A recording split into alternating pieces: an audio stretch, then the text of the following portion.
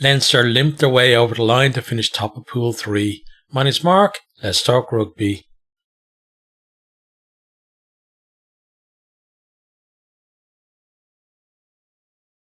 Another uninspiring performance from Leinster in this one, but people would say that they got the job done. So we start off with there's aggressive defence from Bayonne, and it wins them turnovers in the opening few minutes. And throughout the game, they were very competitive at the breakdown. As one thing that Leinster always struggle with is being able to resource their ruck when teams target them there, and they've never really gotten away from that. Like in the second half, they did bring Joe McCarthy on instead of Orgy Snyman, and that helped them in terms of securing faster ball at the ruck. But it was a long time before they made that change, and still they weren't getting much penetration from it either. But from here then, Kenny gets pinged for obstruction under a high ball. Bayonne kicked to the corner. They go to the maul, but then Boyle does really well, gets in amongst them and turns the ball over. And James Ryan did good work there as well. Leinster are able to clear. Bayonne then launch an attack off a scrum. Clever kick forces Harry Byrne to take it over his own line. 5-metre scrum, but Leinster win a penalty at that scrum and they're able to clear once again. Bayonne then strike off a line out. They go off the top. Nice pass out the back to, it was Orobe, I think was the guy's name. And he goes through the line. He draws the cover and then he puts Mangala under the post, converted for 7 points to 0. And, they're like Leinster, I think at that time they had, was it Henshaw and Ringrose in midfield? I think Ioane come on, was an early substitute coming on. I think it was those two in the midfield, and there's just a bit of a disconnect between them. One kind of drift, one bit in, and it created a space for them to go through. So it's kind of poor defending there, but you have to credit Bayonne for pulling the move off in the first place. Then Leinster replaced Furlong with Clarkson, and looked like he might have picked up a bit of a knock. And at this stage, I'm kind of thinking, with the way things are, for me, it should be that like Clarkson is your starting tight head, and Furlong kind of almost like, at least for Leinster, switches to that kind of Healy role of coming on as a substitute, at least until he gets, a run of games under his belt without picking up knocks here and there. So, but the fact that he's still Ireland's starting tight head probably means that that's not going to happen anytime soon. Next then, Leinster on the attack in 22. There's a tackle off the ball and they opt to take the points, 7 points to 3. And that whole thing of, being more pragmatic, they've really taken that to heart, I think, with situations like that. Then Clarkson, shortly after the restart, coming in early on a maul and Bayonne point to the post, make it 10 points to 3. Leinster on the attack in the edge of 22. They kick into the corner from Byrne, and it almost finds Kenny. Like it does get to him, but he's kind of juggling with it. It's a slippery ball in the wet conditions, and he knocks on in goal, drop out to Bayonne. But yeah, he almost held on to that, and might have given Leinster a bit of early momentum. Leinster is hacking the 22, and Clarkson, he breaks the line. He stopped too short, and then he goes over, and it looked like a double movement, and a team overview confirmed it.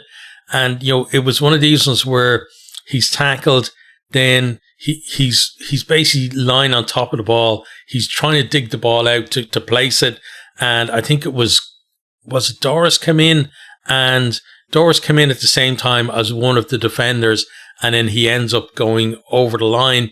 And in another kind of, on another day, I might have been given that the defender dragged him over, but I think it was fair to say that it was a double movement and chalk it off. Half time was 10 points to 3.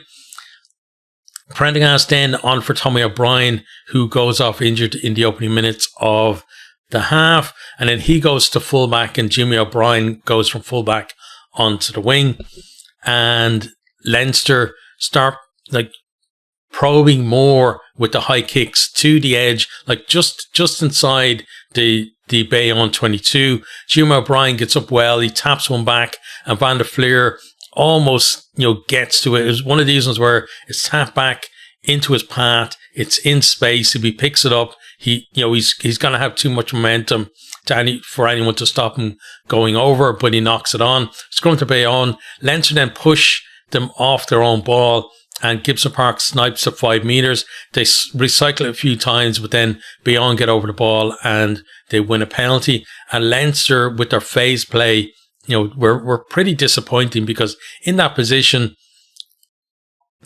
Leinster on top form, you think they would have scored there, but it never, once it went a couple of phases, it never looked like that was going to happen.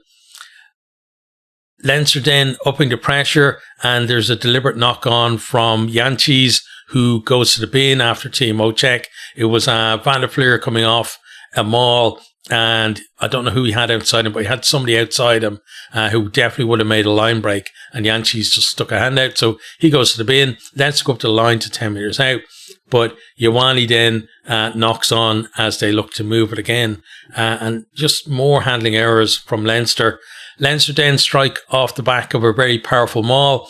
They spread it infield. Kenny with a half break gives it to Prendergast. He then gives it out to Jimmy O'Brien out on the wing. He cuts back in field and then finds Sheehan coming on a really good line, into the 22, and over he goes, converted for 10 points all. We're all square. Joe McCarthy then in at the side of a ruck. It's on halfway and it's well over 50 metres on the angle, but Segond just strokes it over. Brilliant kick from him, 13 points to 10, Bayonne back in the lead. Leinster then kicks the edge of the 22 and from a penalty, but they overthrow the line out. Bayonne gets a loose ball first and they hack it upfield. The bouncing ball favours Leinster. Prendergast actually gets to it, but it's one of these. If I had a bounce for Bayonne, they could have been in, but Prendergast gets it. He runs it up a little bit. Jimmy O'Brien is out on the left wing, but there's players in between them, so he kind of kicks on the diagonal into his path. O'Brien collects it and goes over, and tries awarded. We're setting up for like the conversion actually taken, but then we're showing the replay and you can see clearly he's actually lost the ball before he grounded it. So try is chalked off. Sheehan then gets pinged for collapsing the maul, and Bayonne point to the post again. It's a much simpler kick than the one that Segond landed earlier in the half, but this one goes left and wide. He had plenty of distance on it, just knocked the accuracy, still 13 points to 10. Leinster then on the attack in the 22. They're making good progress in the forwards, but then they decide to go wide, and Prendergast just passes the ball into touch. And I've said it before, Prendergast, like it's kind of, all or nothing really with him. He either gives a brilliant pass or stuff like this, passing into touch. And, I think the fact that he's now coming off the bench is going to benefit him, because he's going to have to fight for his place. And that means being more consistent when he gets the ball. And he's not quite there yet, I would say. But Leinster do work the ball back into 22. Kenny with a good carry gets him on the front foot. Then Byrne dinks the ball over close to the post, and the bounce favours Leinster. And Prendergast, for like I handed him some criticism there a second ago, but he did really well to collect that slippery ball and then get it down to score. Converted for 17 points to 13. Leinster hit the lead. Bayonne then not rolling away, and Leinster go up the line to the edge of the 22. They go to the maul, but it gets halted. Then they go to the skies, but it's knocked on into touch. We've got 30 seconds left now. Bayonne make an absolute mess of the line out. Leinster pounce on the loose ball. Jameson Gibson Park then puts Deegan over in the corner. Byrne rushes the conversion so that we restart. So he misses that, 22 points to 13. Leinster obviously looking for one more chance to potentially, get a bonus point try. It doesn't come though. Full-time score is 22-13. Okay, so we're going to look at the stats and then we'll talk about each of the teams. So let me pull the stats up here in the official site. There we go. Right, so first off, 1 try for Bayonne, 3 for Leinster, and that's why Leinster were kind of scrambling at the end there to try and get the bonus point try. But for me, it would have been a bit of a travesty if they hadn't gotten it, because I don't think their overall play deserved a bonus point win. On to attack then, meters made, 215 meters for Bayonne, 474 for Leinster. So Bayonne did that from 64 carries. So that is around about 3.5 meters per carry for them. Leinster did theirs from 131. So for them, it's a little bit more than that, maybe 3.6, 3.7 meters per carry. Clean breaks then, just 2 for Bayonne, 12 for Leinster. The Brenda's beaten, 8 for Bayonne, 17 for Leinster. And that's one positive, I think, for Leinster. There was that issue with the defence on the try that Bayonne scored, but the scramble mostly was pretty good. So conversion rate for Bayonne is 1 and 4, 2 clean breaks from 8, and Leinster is 2 and 3, I think, pretty much 12 from 17. Offloads then 4 from Bayonne, 8 from Leinster. Passes 76 to 146. Possession 36% to 64 and 38% territory to 62. So Leinster most of the ball in most of the decent positions, but they did find it really hard to actually create a lot of kind of space for themselves. And part of it for me was the fact that they were kind of stuck between a rock and a hard place, in that when they went with the forwards, they were making progress, but they were worried that the more that they went with the forwards, the more predictable it was for Bayonne, who would then start competing at the ruck and potentially either just slow the ball down, a lot, or turn the ball over, win a penalty, whatever. So they were going in the forwards a bit, and then they were going wide, but they hadn't really sucked in enough of the defence for that to work as a tactic. And would have liked to have seen a position with that where instead of just keep trucking it up with the forwards, like with one out carries, like would have liked to seen either Gibson Park sniping or forwards themselves picking and going rather than waiting for the pass and letting Bayonne reset the defence. Just keep that up, go to that edge, and that way then I think they could have sucked in more Bayonne defenders and then gone wide after doing that maybe once or twice, just kind of condense that defence, narrow the defence and naturally create the space out wide. But they didn't do that. Instead, it was truck it up a few times.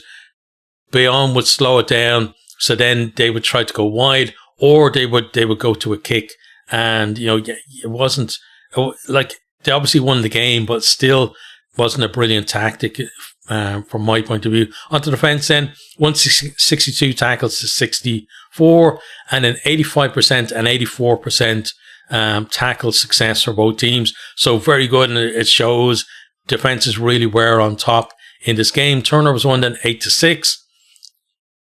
And that's, that turnover figure there, again, is one of the reasons why Leinster were looking to move the ball. They were trying to get away from the point of contact and stop Bayonne from turning it over. But again, for me, when they were going wide to, the backs who didn't have the momentum and they didn't have the space and the numbers, they were getting isolated, and then you had the whole thing of potential turnovers coming back at you anyway. Set piece then, 17 lineouts won by Bayonne for 85%, 19 won by Leinster for 95%. So looking at that, it looks like both teams had 20 lineouts each in the game. Then scrums 1, 3 to 4, 50% success rate for Bayonne, which it does say 50. How can you have 50% success rate out of 3 scrums? How can you win 1.5 scrums? That makes absolutely no sense to me. I guess it's either 66 or 33%. I'm betting it's probably 33%, because I think Leinster won a penalty, certainly on a Bayonne feed, and they pushed them off their own ball as well. So that though is definitely wrong. Leinster 100% from their 4 scrums, and Leinster definitely had the nudge in the scrum. Kicking then, 33 kicks each in the or from hand in the game, and this is something rare that happens. So we have Bayonne at 1,200 meters kicked and Leinster at 1,025 meters kicked. So both teams breaking the 1,000 meter barrier. It's rare that you see that. Like sometimes you will see teams getting up there around the 1,200, maybe 1,300. I'm thinking mainly like Scotland in the Six Nations. They often will be some of the longest kickers in the competition. France as well get up there at times, but it's very rare for both teams to actually hit that, that high of a number. You would basically be looking at a Scotland-France game, but sometimes with those two teams, they actually change their tactic in terms of kicking because of the threat from the other team kicking, and they end up kicking less at times. But here, yeah, both teams kicking a lot. Obviously the conditions had a big part in that, because slippery ball, you put it up in the air, you put it long, you hope for a mistake from the opposition, and also whether the mistake is coming from you or from the opposition, you're kicking long because you want that mistake to happen as far away from your try line as possible. So you're going for length. Leinster did put up, as I said, some testers, but even the testers, there was some length on it as well. It was giving players plenty of time to get under, and there was times where players would be kind of standing under the ball rather than coming onto the ball as well on the kicks. So and both teams kicking for grass at times. These ones where you kind of you move the back 3 around a little bit. Maybe like one of the wingers comes up and the fullback moves over to cover or wherever, and there's space either in the middle or on the other wing, and that's where they were putting the ball as well. So not really surprising at the kicking meters there, but it's just a rare thing to happen. Retain kicks then 5 from Bayonne and 3 for Leinster. Onto the breakdown then. 38 rucks won to 94 for Leinster. 2 rucks lost by Bayonne. 93% isn't brilliant for them, at their own ruck, especially given that they only had 38 successes as well. It's not like it was a massive amount. And even though 93% sounds high, generally you're looking for 95 and up. Like 95 is okay. Most teams would be looking for kind of your 97, 98, 99%, and Leinster at 98%. Pretty decent, but again, it might have been good success in terms of retaining the ball, but the speed of it was not good enough for me, and the fact that a lot of their play was static was definitely a problem. Onto mauls then. 5 mauls won 5 mauls from Bayonne. They won 4 of them for 80%. Leinster with 9 mauls won 7 of them for 78%. Onto discipline then. So 8 penalties given away by Bayonne, 9 for Leinster, and we always say keep it in single figures. So Leinster just about sneaking in there, and then that 1 yellow card for Yanchis for the deliberate knock-on. Right, so let's talk about both of the teams. So Bayonne finished bottom of the pool. They, finished with no points as well. But the thing with them and with a lot of kind of French teams that, that are in this category of not quite being there to make the knockout stages is that the home performance is often much better than the away performance. One, because the personnel a lot of the time are vastly different because they'll send weakened sides away from home, but also that just that whole thing from the top 14 of you go hard in your home games and to continue that into the top 14 or Champions Cup. And until they lost against the Stormers early on in the pool, they hadn't lost a home game in a long time. And the idea, I think, of losing another home game, was a big motivator for the performance in this one as well. I thought they did well in terms of just dealing with Leinster, especially in the first half, keeping them quiet, being a threat at the breakdown, but not necessarily committing huge numbers. A lot of the time that they were putting in maybe the same number of players into ruck as Leinster, or maybe even one less. But what they were doing was they were causing that disruption. And a lot of the time with Leinster as well, it's more the threat of you might turn the ball over on them, that it kind of you end up on the Leinster side with players kind of half being part of the next pod and half thinking, well, do I need to go in and maybe clear out and secure the ball? And that's a big part of what they did here today. So they need to be given credit for that. I think to try wherever, the kind of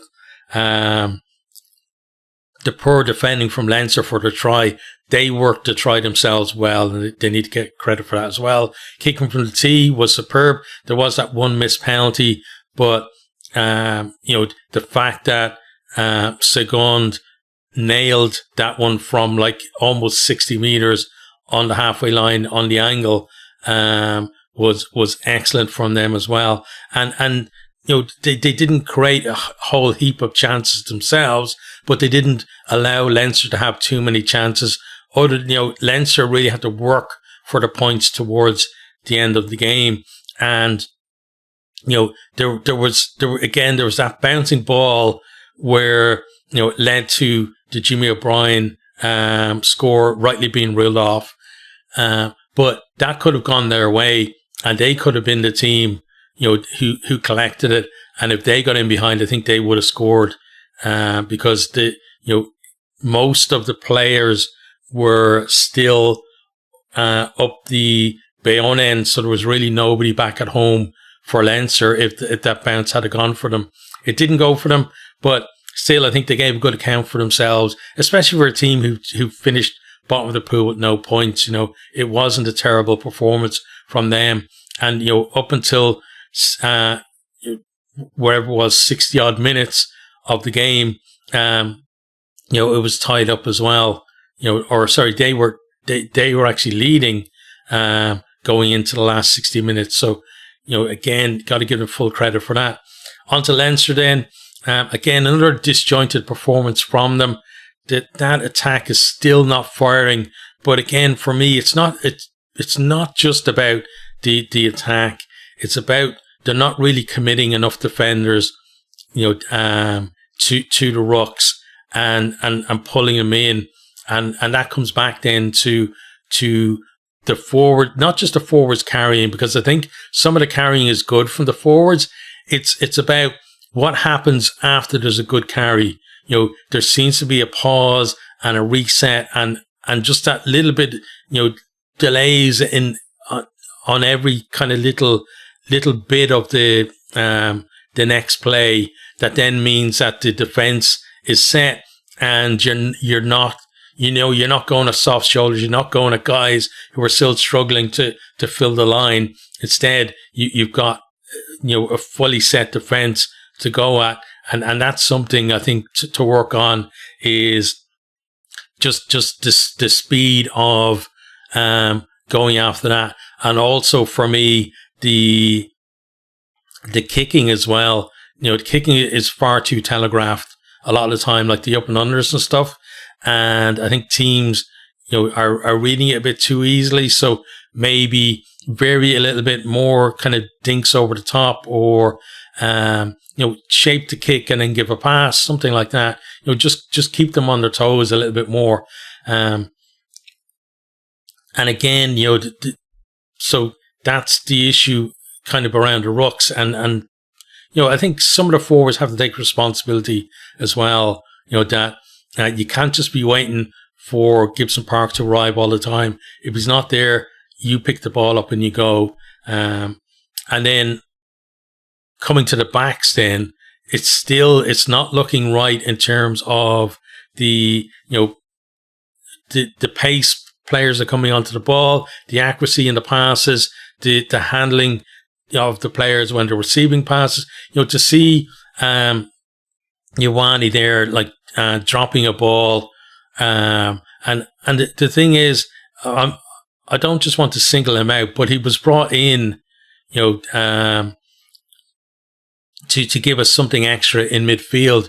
And for me, looking at the Leinster midfield this season, I would say that the player that stood out most to me is Charlie Tector, who was nowhere near, because you have Ioane, Ringrose and Henshaw there, like, he's nowhere near these squads.